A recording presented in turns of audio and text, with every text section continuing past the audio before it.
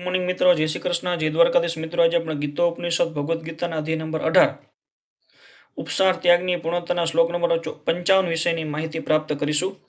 ભક્તિયા મામ અભિજાનાતિ યાવાન યહ ચ અસ્મિ તત્વતઃ તતઃ મામ તત્વતઃ આજ્ઞાત્વા વિશતે તત અંતરમ, અર્થાત મને કેવળ ભક્તિ દ્વારા જ પૂર્ણ પુરુષોત્તમ પરમેશ્વર તરીકે મૂળભૂત રૂપે જાણી શકાય છે। અને આવી ભક્તિ વડે જ્યારે મનુષ્ય મારી પૂર્ણ ચેતનામાં હોય છે ત્યારે તે વૈકુંઠ જગતમાં પ્રવેશ કરી શકે છે।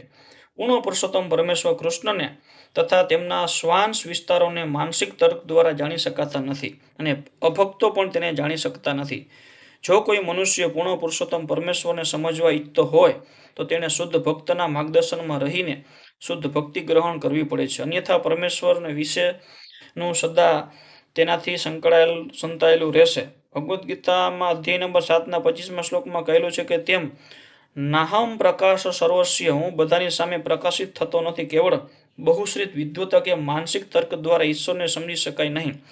કૃષ્ણને માત્ર તેને સમજી શકે છે જે વાસ્તવિક રીતે કૃષ્ણ ભાવના મૃતમાં તથા ભક્તિમય સેવામાં લાગેલો હોય છે। આમાં વિશ્વવિદ્યાલયની ડિગ્રી સહાયક થતી નથી। મિત્ર, આ શ્લોક આપણે પૂર્ણ કરીએ છીએ। નવો શ્લોકના નવા વિડીયો માટે આ ચેનલને લાઇક અને સબસ્ક્રાઇબ કરજો, જેથી કરીને તમને નવા શ્લોકની નવી માહિતી મળી શકે। જય શ્રી કૃષ્ણ, જય દ્વારકાધીશ।